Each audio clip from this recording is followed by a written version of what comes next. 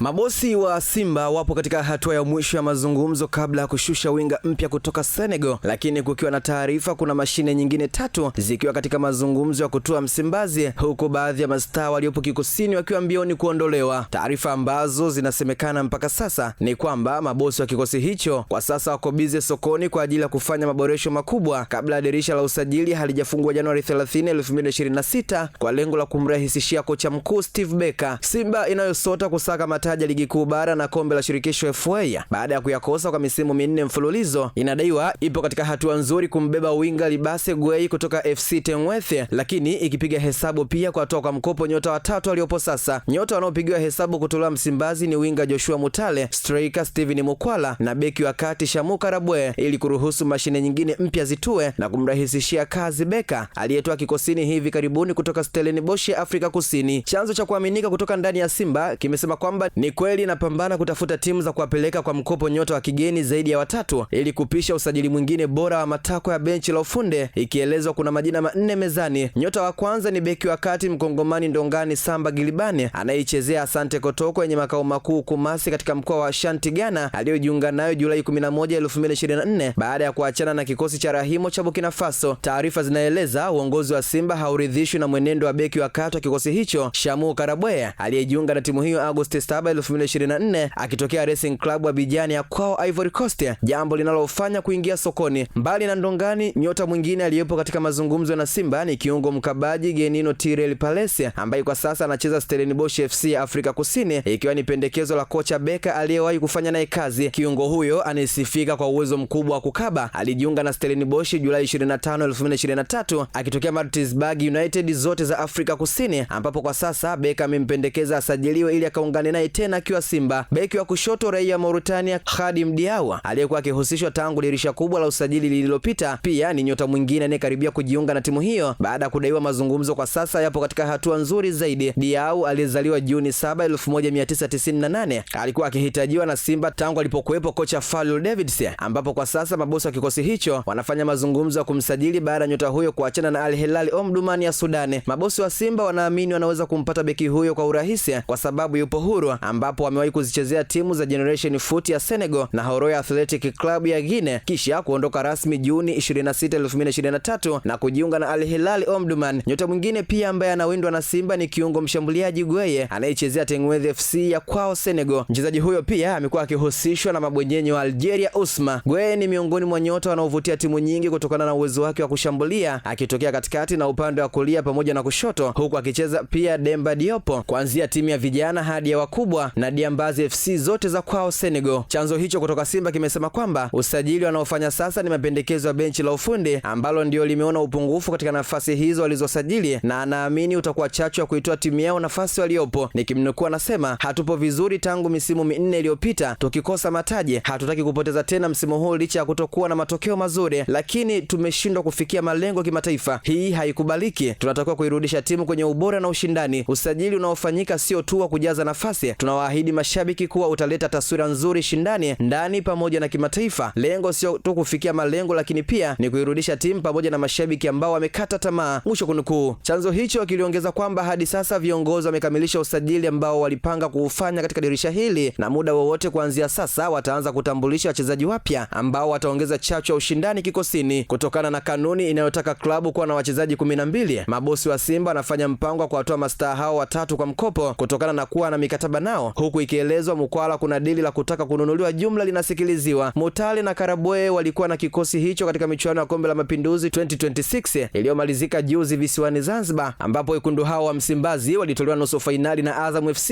iliyopoteza mechi ya fainali mbele ya Yanga iliyobeba taji la pili msimu huu baada ya ngao ya jamii.